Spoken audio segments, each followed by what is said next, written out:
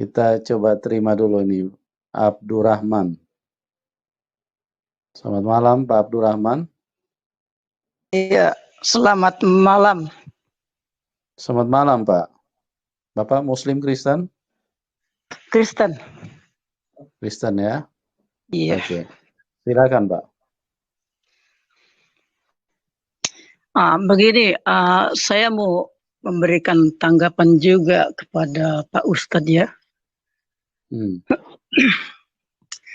Karena ya saya juga sedikit tahu tentang Islam karena ya jujur saya dari mantan Muslim juga tuh. Tapi sekarang saya sudah di Papua di pelayanan. Jadi begini menurut saya, daripada kita mengorek kesalahan orang, lebih baik Bapak bercermin dengan ajaran Bapak sendiri. Karena seringkali yang mengorek orang-orang Kristen lah, kafir lah, penyembah berhala lah, penyembah patung lah. Kalau kita lihat pembelajaran lagi, ketika mereka pergi ke Ka'bah, ketika mereka pergi ibadah haji, mereka itu kan memenuhi panggilan. Dikatakan, la baitakallahu la baitakallah, aku memenuhi panggilanmu ya Allah. Sehingga mereka pergi ibadah haji, mereka pergi ke Mekah, mereka mengelilingi batu hitam itu. Sedangkan ketika mereka pergi ke Mekah, mereka pergi ke ibadah haji, mereka memenuhi panggilan Allah. Dan orang yang memenuhi panggilan Allah, berarti dia akan menyembah Allah. Sedangkan mereka pergi ibadah haji ke sana, apa yang mereka sembah? Yang disembah hanyalah batu, yang disembah hanyalah Ka'bah itu. Berarti Tuhanmu adalah Ka'bahmu. Berarti penyembah berhala siapa? Jadi toleransilah sedikit. Kami orang-orang Kristen tidak mau mengorek-ngorek kesalahan atau kejelekan agama lain, tetapi marilah kita bangun toleransi antar agama kita dan kita belajar masing-masing menurut kebenaran kita. Kalau memang itu menurut Pak Ustadz kebenaran Pak Ustadz, belajarlah di situ. Dan tolonglah kalau khotbah itu atau berceramah itu, ceramahlah dari Al-Qur'an Anda. Bagikanlah pengalaman dari Al-Quran, jangan mencomot-comot dari Alkitab, terus diambil yang jeleknya saja, tidak mau baca yang baiknya saja. Itu menurut saya bukan ustadz. Kalau menurut saya, kalau dia hanya mengambil yang jelek-jeleknya saja, karena kalau setahu saya ustadz itu dia memiliki hati yang hati yang lembut, dia penuh kasih sayang. Karena kalau orang benar-benar seorang ustadz, dia mengajarkan apa yang Tuhannya, dia memiliki kasih dan memiliki kasih sayang. Karena yang sering mereka katakan, dengan menyebut nama Allah yang maha pengasih dan maha penyayang, Tuhan mereka maha pengasih, Tuhan mereka maha penyayang. Tetapi kenapa yang mengikut pengikutnya tidak memiliki kasih, tidak memiliki kasih sayang? Itu yang diherankan sekali. Jadi tolonglah, ajarkanlah ajaran yang baik bagi Pak Ustadz sesuai dengan Al-Quranmu, sesuai dengan akidahmu yang membangun. Jangan hanya mencari kesalahan-kesalahan orang lain. Karena orang-orang yang mencari kesalahan orang lain, ujungnya akan binasa dan masuk neraka. Karena itu saya bilang, Pak Ustadz bertobatlah sebelum kiamat datang. Oke, terima kasih. Terima kasih Pak Abdurrahman. Ya. Terima kasih. Ini luar biasa apa yang beliau sampaikan, teman-teman. Dan ini kalau Pak Suharsono sedang monitor mendengarkan, inilah bukti Ustadz bahwa semakin banyak yang murtad dan semakin banyak yang meninggalkan Islam. Tetapi Anda selalu propaganda kalau gereja sepi. Ini kalau mau ditampilkan ini jutaan orang ini yang sudah meninggalkan Islam, ya. Jadi seperti apa yang disampaikan oleh Pak Abdurrahman tadi, sudahlah ceramahkanlah Islammu, ceramahkanlah Muhammadmu, ceramahkanlah Al-Quranmu. Apa yang bisa dibanggakan dari Muhammad, apa yang bisa dibanggakan dari Al-Quranmu, coba tawarkan kepada umat manusia. Siapa tahu orang Kristen atau pendeta, siapa tahu saya bisa tertarik kalau melihat kelebihannya. Tapi kalau kalian menghina, ya bagaimana orang bisa tertarik gitu loh. Oke, Pak Abdurrahman, ini Pak Muhammad KC juga udah masuk. Selamat malam Pak KC.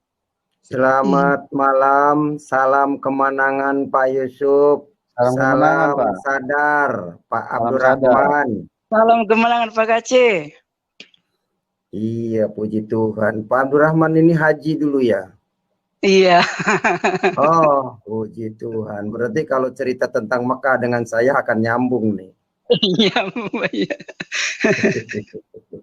Aduh, cuma capek-capek lempar-lempar batu itu tuh. Menyesal ya, duit habis banyak. Iya, duit habis banyak, percuma saja capek-capek ke sana. Aduh, kepala Tapi pun tidak boleh nonggak tuh. Aduh. Pengalaman Pak. Jadi kita sekarang bisa memberantas mereka, bisa memberitahu ke mereka dengan fakta yang benar. Begitu Pak Abdurrahman. Bu, Tuhan punya cara. Saya bersyukur. Coba kalau saya nggak pernah ke Mekah dulu, kalah sama mereka berdebat saya.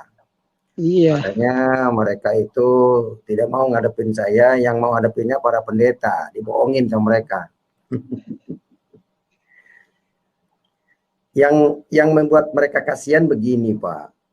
Baru-baru ini saya temukan Al-Quran surat 72 Al-Jin ayat 19 yang menyatakan bahwa Muhammad itu dikerumuni jin, dekat dengan jin. Saya cari-cari ayatnya, di mana ayatnya Muhammad dekat dengan Allah tidak ada. Kalau Isa Al-Masih ada ayatnya dekat dengan Allah.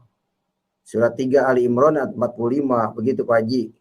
Jadi udah benar Pak Haji ini mengikut Yesus sekarang. Udah di posisi yang benar. Menemukan jalan yang lurus. Begitu Pak Haji. Ya, haleluya. Haleluya Pak Haji. Kalau ada saudara yang belum mengenal Yesus, Pak? Segera. Pak Abdurrahman. Pak Abdurrahman. Rupanya bermasalah sinyalnya ini. Sinyal mungkin agak kurang mendukung. Halo. Iya. Ya, bisa dengar Pak? Iya, bisa dengar. Ya, silakan Pak ditanggapi Pak. Pak KC tadi mengulas sedikit tentang apa yang dia pernah jalankan dulu. Pak Abdurrahman. Iya. Maaf, ini apa sinyalnya kurang bagus ini. Waktu di Mekah dulu pernah naik ke Jabal Nur enggak? Ya. Waktu di Mekah pernah naik ke Jabal Nur? Waktu di Mekah pernah naik ke Jabal Nur juga toh.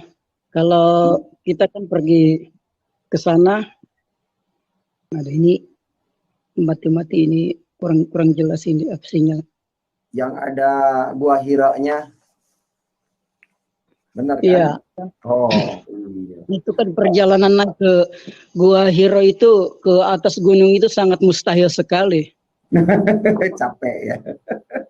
Sangat mustahil sekali, apalagi kalau kita lihat apa itu tempat dulu dia terima wahyu itu, tempatnya itu kan sangat mustahil bisa dijangkau. Iya.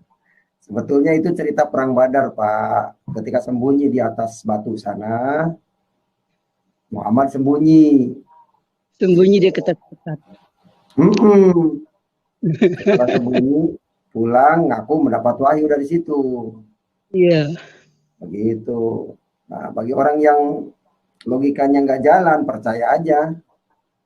Percaya aja. Terus dia udah membuktikan. Kan keluar dari Gua Hira, dia keluar dari Gua Hira seperti orang gila toh. Benar. Dia mengatakan aku ketemu dengan malaikat, aku seperti mau gila. Dikatakan kepada istrinya. Bagaimana orang percaya ketemu Tuhan kok takut, ketemu Tuhan kok jadi gila. Yang jadi gila itu bukan ketemu Tuhan, ketemu setan pasti jadi gila. Ketemu Tuhan itu dapat berkat. Kalau kita ketemu Tuhan sukacita, joget-joget ya. Sukacita, joget-joget dapat berkat. Ini pulang ke rumah merinding ditutupi pakai selimut. Aduh, panas dingin. Iya. Ya, begitulah Pak Kace. Oke lah, puji Tuhan, kita sudah jadi keluarga kerajaan Allah. Haleluya. Amin. Begitu Pak Ya, Abdurrahman. ini ada satu ayat dalam firman Tuhan yang luar biasa untuk bisa menjadi berkat buat orang-orang Kristen ya, buat semuanya sih sebetulnya kalau kita mau buka hati. Dalam 2 Petrus 2 ayat 4, coba kita share screen dulu sebentar ya. 2 Petrus 2 ayat 4, sebentar ya teman-teman ya. Ya, 2 Petrus 2 ayat 4. Oke, Pak Kace bisa bacakan Pak? Sebentar ya Pak. Sebentar kita share screen dulu ini biar semakin jelas bagaimana firman Tuhan itu sudah menyatakan di dalam Alkitab yang sudah sempurna itu. Coba Pak Kace bisa tolong bacakan? 2 Petrus 2 ayat 4 ya. Ya.